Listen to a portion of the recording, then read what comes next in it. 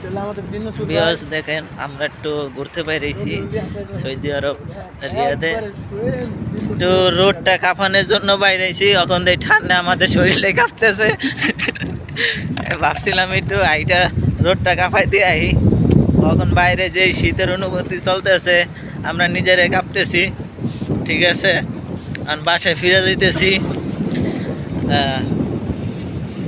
ঠান্ডার জন্য বেশি একটু কথা কইতে পারতেছি না। যাই হোক, আপনারা ভালো থাকবেন, সুস্থ থাকবেন, সবার জন্য দোয়া রইল, আমার জন্য একটু দোয়া করবেন।